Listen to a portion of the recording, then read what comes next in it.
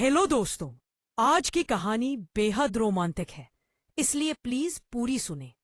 Aunty की बेटी का मेरे घर पर होना मुझे बेचैन कर रहा था। करीब आधी रात का समय था जब मुझे प्यास लगी थी।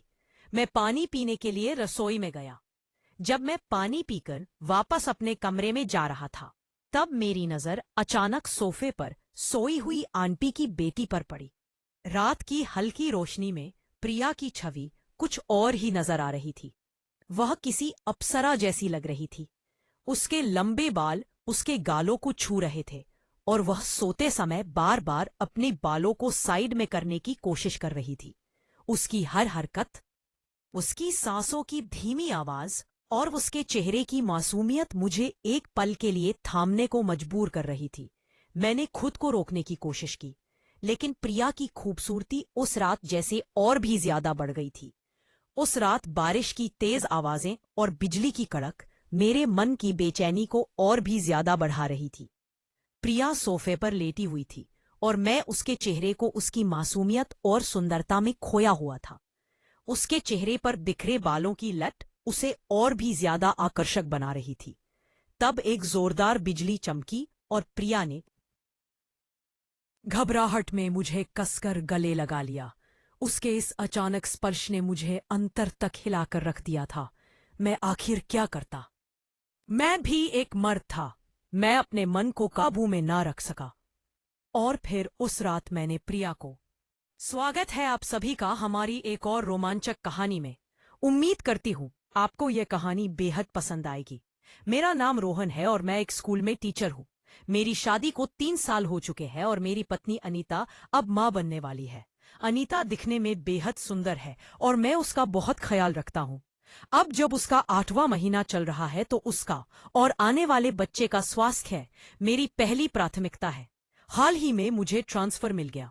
मेरे स्कूल का स्थान अब बदलने वाला था और मुझे यह समझ में नहीं आ रहा था कि इस हालत में अनीता को अकेला कैसे छोड़ूं। मैंने सास-ससुर को बुलाया और स्थिति समझाई। अंत में हमने यही निर्णय लिया कि इस समय अनीता को मायके भेज देना सही होगा ताकि उसकी देखभाल अच्छे से हो सके। अनीता का मायकेज आने के बाद घर में अकेले रहना मेरे लिए बेहद मुश्किल हो गया था। मुझे घर का हर छोटा बड़ा काम खुद करना पड़ता था। पीछे की गली में मेरी आंटी और उनकी बेटी रहती थी।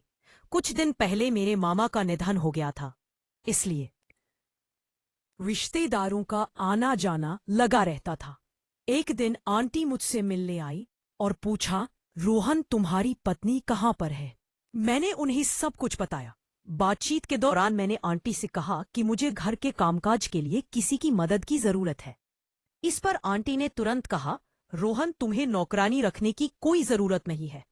मैं हूं ना, मैं तुम्हारी देखभाल करूंगी जब तक तुम्हारी पत्नी वापस नहीं आ जाती।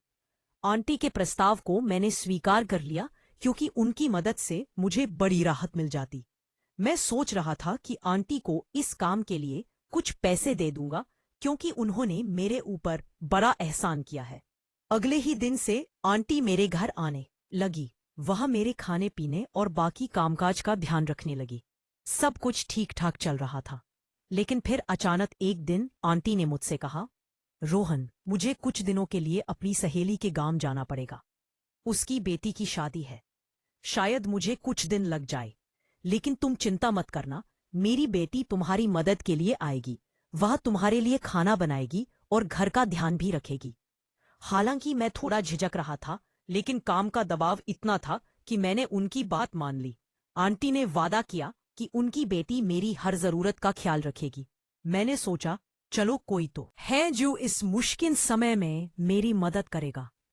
अगले दिन स्कूल की छुट्टी थी, इसलिए मैंने सोचा कि थोड़ा आराम कर लूं। सुबह का वक्त था और मैं सोफे पर बैठकर चाय पी रहा था। अचानक दरवाजे की घंटी बजी। मैंने चाय का कप टेबल पर रखा और दरवाजा खोलने चला गया। दरवाजा खोलते ही मेरी आंखें जैसे ठहर गईं और मेरे मन में हलचल सी मच गई। मेरे सामने एक बेहद सुंदर लड़की खड़ी थी। उसका चेहरा मासूम और चमकदार था और उसने शॉर्ट ड्रेस पहनी हुई थी। मैं कुछ पल के लिए चौंक कर रह गया। उसने धीरे से कहा, रोहन, मैं प्रिया हूं, तुम्हारी आंटी की बेटी। माँ ने मुझे भेजा है। उसकी आवाज ने मुझे जैसे होश मिला दिया था। मैंने उसे तुरंत अंदर बुलाया और एक गहरी सांस ली। प्रिया ने अंदर आकर इधर उधर देखा, फिर मेरी तरफ मुड़ी। मैंने उसे बैठने का इशारा किया और उसे घर के सारे कामों के बारे में बताने लगा। मुझे यह सब समझाते हुए लगा कि वह बहुत होशियार है और जल्दी ही सब कुछ समझ जाएगी। हालांकि मेरे मन में एक सवाल उमड़ने लगा। मैंने हिम्मत जुटाकर उससे पूछ, प्रिया, तुम इतनी बड़ी हो और इतने छोटे कपड़े क्यों पहने हुए हैं?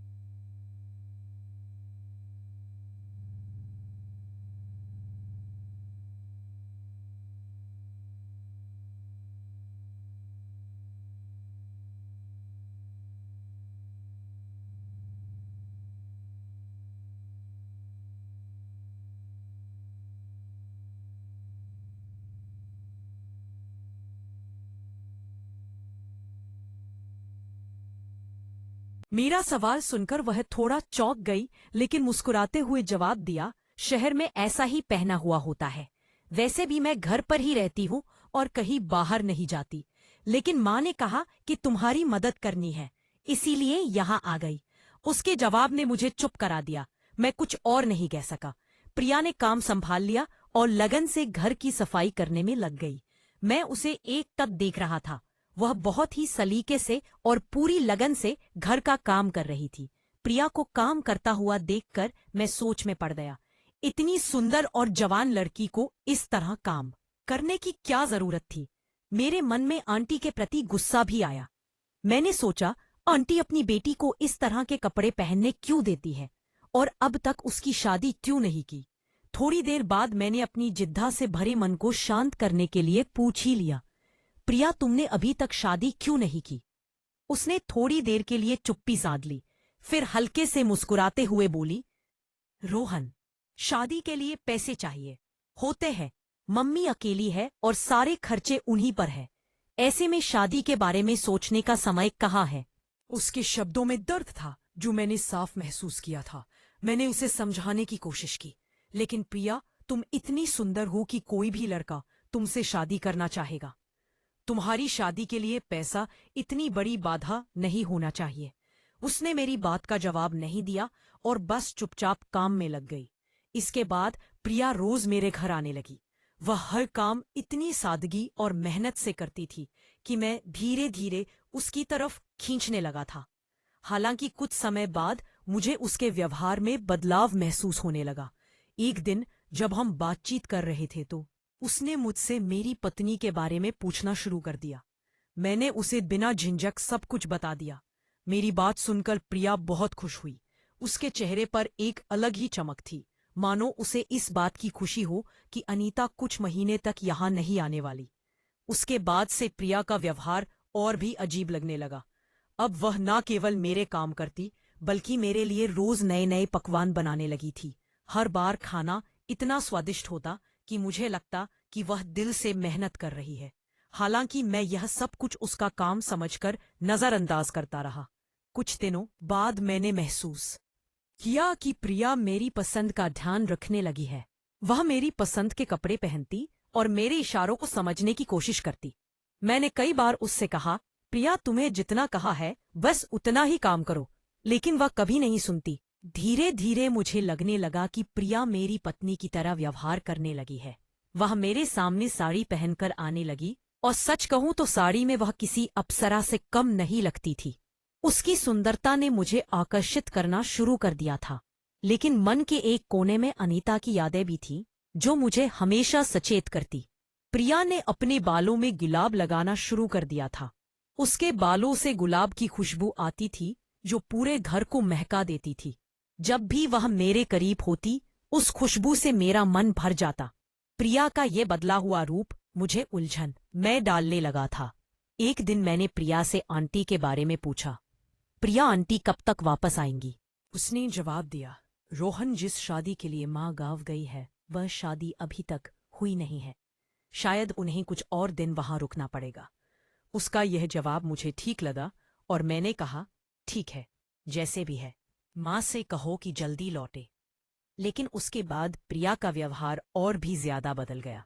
अब वह रोज साड़ी पहनकर आने लगी थी, और उसकी साड़ी के साथ उसके बालों में लगा गुलाब उसकी सुंदरता को और भी बढ़ा देता। वह घर के कामों को इस तरह से करती कि मुझे अब एहसास होने लगा कि वह केवल काम करने के लिए नहीं, बल्कि मेरे करीब आने के लिए ऐसा कर रही है। हालांकि प्रिया की इस कोशिश के बावजूद मुझे अपनी पत्नी अनीता की बहुत याद आती थी। अनीता की मासूमियत और उसके प्रति मेरी जिम्मेदारी का एहसास मुझे प्रिया के बारे में कुछ गलत है सोचने से रोकता था। मैंने एक दिन प्रिया से कहा, तुम फुल ड्रेस पहनकर आया करो, शॉर्ट ड्रेस में मैं असहज महसूस करता हूं। प्रिया ने मेरे इस अनुरोध को गंभीरता से नहीं लिया। वह हमेशा आत्मविश्वास से भरी रहती थी, जैसे उसे इस बात की कोई परवाह ही नहीं कि मैं क्या सोचता हूं। वह इतनी निडर और सहज थी कि उसे अपने पहनावे या व्यवहार से कोई कमी नजर नहीं आती थी। फिर एक दिन ऐसा हुआ जिसने मेरे पूरे जीवन को अस्त व्यस्त कर दिया। मुझे अब भी यकीन नहीं होता कि यह सब मेरे साथ हुआ। उस दिन प्रिया ने रोज की तरह सारे काम खत्म किए और घर जाने के लिए तैयार थी। तभी अचानक तेज बारिश शुरू हो गई। बारिश इतनी तेज थी कि बाहर निकलना मुश्किल हो गया। प्रिया के पास छाता भी नहीं था और उसका घर भी दूर था। मैंने उसकी स्थिति को देखते हुए कहा, प्रिया, आज रात तुम यहीं पर रुक जाओ। इतनी तेज बारिश में बाहर जाना ठीक नहीं होगा। प्रिया ने थोड़ी झिझक के साथ मेरी बात मान ली। मैंने उसे समझाया कि आंटी गांव में है और उसके घर पर कोई नहीं है, इसीलिए उसके लिए यहां रुकना ही बेहतर होगा। प्रिया ने रुकने का फैसला किया और वह किचन में जाकर हमारे लिए खाना बनाने लगी। जब तक खाना तैयार हुआ, बारिश और भी ज्यादा तेज हो चुकी थी। हम दोनों ने साथ में खाना खाया। प्रिया का स्वभाव बहुत हल्का फुल्का और सहज था, इसीलिए बातचीत के दौरान मेरी झिंझक भी कम हो गई। खाने के बाद मैंने प्रिया से कहा, तुम हॉल में सोफे पर सो जाओ और मैं अपने कमरे में सोने जा रहा हूं। वह दिन भर के काम से थकी हुई थी, इसलिए जल्दी ही सो गई। मैं अपने कमरे में जाकर मोबाइल पर कुछ देखने लगा, लेकिन मेरा मन विचलित था। प्रिया का यहाँ होना मुझे बेचैन कर रहा था। करीब आधी रात का समय था, जब मुझे प्यास लगी थी। मैं पानी पीने के लिए रसोई में गया। जब मैं पानी पीकर वापस अपने कमरे में जा रहा था, तब मेरी नजर अचानक सोफे पर सोई हुई प्रिया पर पड़ी। रात की हल्की रोशनी में प्रिया की छवि कुछ और ही नजर आ रही थी। वह किसी अप्सरा से कम नहीं लग रही थी। उसके लंबे बाल उसके गालों को छू रहे थे और वह सोते समय बार बार अपने बालों को साइड में करने की कोशिश कर रही थी। उसकी हर हरकत, उसकी सांसों की धीमी आवाज और उसके चेहरे की मासूमियत मुझे एक पल के लिए थामने को मजबूर कर रही थी। मैंने खुद को रोकने की कोशिश की, लेकिन प्रिया की खूबसूरती उस रात जैसे और भी ज्यादा बढ़ गई थी। उस रात बारिश की तेज आवाजें और बिजली की कड़क मेरे मन की बेचैनी को और बढ़ा रही थी। प्रिया सोफे पर लेटी हुई थी और मैं उसके चेहरे की मासूमियत और सुंदरता में खोया हुआ था। उसके चेहरे पर बिखरे बालों की लट उसे और भी आकर्षक बना रही थी। तभी एक जोरदार बिजली चमकी और प्रिया ने घबराहट में मुझे कसकर गले लगा लिया। उसके इस अचानक स्पर्श ने मुझे अंदर तक हिलाकर रख दिया था। वह डरी हुई थी और मैं उसे शांत करने के लिए उसकी पीठ थपथपा लगा, लेकिन उसके स्पर्श ने मेरे अंदर एक अलग ही भावना जगा दी थी। मैं खुद को रोकने की कोशिश कर रहा था, लेकिन उसका डर और मेरे करीब आना मेरी इच्छाओं को नियंत्रण से बाहर कर रहा था। मैंने भी प्रिया को कसकर गले लगा लिया। प्रिया डर के कारण और भी मजबूती से मुझे पकड़ रही थी। उस पल में ऐसा लग रहा था कि हम दोनों एक दूसरे की बाहों में खो गए हों। बाहर बारिश थमने का नाम नहीं ले रही थी, लेकिन मेरे मन में विचारों और भावनाओं की एक और ही बारिश हो रही थी। प्रिया के स्पर्श ने मेरे अंदर उन इच्छाओं को जगा दिया था जिन्हें मैंने लंबे समय से दबा रखा था। फिर प्रिया ने धीमी आवाज में कहा, रोहन, जब मैंने तुम्हें पहली बार देखा था तभी से तुम मुझे पसंद थे। यही वजह है कि मैं तुम्हारी ओर आकर्षित होने के बहाने खोजती रही। उसकी बातों ने मुझे और भी असहज कर दिया। वह अपनी भावनाएं खुले तौर पर व्यक्त कर रही थी और मैं खुद को रोकने के लिए संघर्ष कर रहा था। उस रात हम दोनों एक दूसरे की बाहों में खोए रहे। बारिश थम चुकी थी और प्रिया ने मुझसे अलग होकर शांति से सोने की कोशिश की, लेकिन मैं सारी रात जागता रहा। मेरे मन में अपराध बोध और पछतावे की लहरें उठ रही थी। सुबह जब मेरी आंख खुली तो मैंने देखा कि प्रिया अभी भी मेरे करीब में सो रही थी। मेरा दिल तेजी से धड़क रहा था। मैंने तुरंत खुद को संभाला, धीरे से प्रिया को अपने से दूर किया और कमरे से बाहर चला गया। मेरा मन हजारों सवालों में उलझा हुआ था। अगर अनीता को यह सब पता चला तो वह क्या सोचेगी? क्या वह मुझे माफ कर पाएगी? हमारा बच्चा इस दुनिया में आने वाला है। क्या वह अपने पिता को आदर से देख पाएगा? रिश्तेदार और समाज क्या कहेंगे? क्या मैं अपने परिवार और जिम्मेदारियों को भूल गया? ये सारे सवाल मेरे सर पर भारी बोझ की तरह थे। मैंने खुद को कोसना शुरू कर दिया। कुछ देर बाद प्रिया ने स्नान करके मेरे कमरे में प्रवेश किया। उसका चेहरा शांत था, लेकिन उसकी आंखों में एक अनकहा भाव था। उसने सर झुकाकर कहा, रोहन, रात में जो कुछ भी हुआ मैं उसे कभी नहीं भूल पाऊंगी। इसकी बात सुनकर मैं और भी ज्यादा परेशान हो गया। मैंने तुरंत कहा, प्रिया, मुझे माफ कर दो। ये सब मेरी गलती थी। मुझे ये सब नहीं करना चाहिए था। प्रिया ने मेरी बात को बीच में ही रोकते हुए कहा, रुको रोहन, तुम्हें माफी मांगने की कोई जरूरत नहीं है। गलती मेरी थी। जब से मैं तुम्हारे घर आई हूं तुमने कभी भी मुझे गलत नजर से नहीं देखा। तुम्हारा यही व्यवहार मुझे बहुत पसंद आया। वह आगे बोली, तुमने मुझे शॉर्ट ड्रेस पहनने के बजाय फुल ड्रेस पहनने को कहा। यह बात कोई और नहीं बल्कि मेरी मां को कहनी चाहिए थी, लेकिन तुमने मेरी इज्जत और मेरी भलाई का ध्यान रखा। यही वजह है कि मैं तुम्हारी ओर खींचती चली गई। उसकी यह बातें सुनकर मैं और भी असहज हो गया। मुझे समझ नहीं आ रहा था कि मैं उसकी बातों का क्या जवाब दूं। उसने कहा, रोहन, मैं तुम्हारे साथ अकेली घर में रहने के बावजूद तुमने मेरा कभी गलत फायदा नहीं उठाया और इससे मुझे तुम्हारी पत्नी के भाग्य पर जलन होती थी। इसलिए मैंने तुमसे उसकी सारी जानकारी ली और उसी के जैसे बनने की कोशिश कर रही थी। साड़ी पहनना, बालों में गुलाब लगाना, यह सब तुम्हें आकर्षित करने के लिए था ताकि तुम्हारा ध्यान मेरी ओर जाए। लेकिन फिर भी तुमने मुझ पर ध्यान नहीं दिया। सच में तुमसे ज्यादा ईमानदार पुरुष मैंने कहीं नहीं देखा। प्रिया यह सब कह रही थी और मैं जैसे किसी अपराधी की तरह शांत खड़ा था। कुछ समय बाद मैंने कहा, मुझे माफ कर दो प्रिया, जो हुआ उसे भुला दो। मैं तुम्हें कुछ पैसे देता हूं, कल से मेरे घर मत आना। प्रिया ने कहा, रोहन, मुझे पैसे नहीं चाहिए। रात को जो कुछ हुआ बस वही हमारे बीच रहेगा। तुम बेफिक्र रहो, मैं किसी को कुछ नहीं बताऊंगी। तुम्हारी पत्नी को इस बारे में कुछ नहीं पता चलेगा। मैं तुम्हारा घर नहीं तोड़ने दूंगी। जो गलती तुमने की उसके लिए मैं भी उतनी ही जिम्मेदार हूं। रोहन, चिंता मत करो। यह कहते हुए प्रिया अपने घर चली गई। उसके बाद से मैंने स्कूल की कुछ दिन के लिए छुट्टी ले ली और घर पर ही रुक गया, क्योंकि मेरा मन कहीं भी नहीं लग रहा था। इसके बाद प्रिया मेरे पास कभी नहीं आई और आंटी भी कुछ दिनों तक नहीं आई। धीरे धीरे समय बीतता गया। अचानक एक दिन मेरी पत्नी का फोन आया कि तुम बाप बन गए हो और तुम्हें एक चांद सा बेटा हुआ है। उस दिन से मैं अपने बेटे की खुशियों में इतना खो गया कि रात को जो कुछ भी हुआ वह सब भूल गया। मेरी पत्नी वापस आ चुकी थी और मैं अपनी पत्नी और बेटे के साथ बहुत खुश था। एक दिन अचानक मेरे दरवाजे की बेल बजी। मैंने दरवाजा खोला तो देखा कि वहां एक गिफ्ट रखा हुआ था। मैंने घर के आसपास देखा लेकिन कोई दिखाई नहीं दिया। फिर मैंने गिफ्ट उठाया और घर के अंदर आकर खोला। उसमें छोटे बच्चे के खिलौने और कपड़े और एक गुलाब था। मुझे समझ में आ गया कि यह गिफ्ट प्रिया ने रखा होगा। मेरी पत्नी ने पूछा, ये गिफ्ट किसने रखा होगा? तब मेरी नजर उस गिफ्ट के साथ आई हुई चिट्ठी पर पड़ी। मैंने चिट्ठी बाहर निकाली और देखा कि उसमें मेरे बेटे के लिए शुभकामनाएं दी गई थी, लेकिन नाम नहीं लिखा था। मैंने अपनी पत्नी से कहा, यह तो किसी ने भेजा है। वह और कुछ कहने वाली थी, तभी अचानक मेरा बेटा जोर जोर से रोने लगा और मेरी पत्नी वह सब कुछ भूलकर अपने बेटे के पास चली गई। इसके बाद प्रिया मुझे कभी नहीं दिखाई दी। उसने जो वादा किया था उसे निभाया भी था। आज सिर्फ उसकी वजह से ही मेरा परिवार सुख और शांति से चल रहा था और हम पति पत्नी अपने बेटे के साथ खुशहाल जीवन बिता रहे थे। तो दोस्तों, ये थी आज की कहानी। आपकी क्या राय है इस कहानी पर, हमें कमेंट में जरूर बताएं। वीडियो अच्छी लगे तो लाइक करें, शेयर करें, सब्सक्राइब करें। धन्यवाद।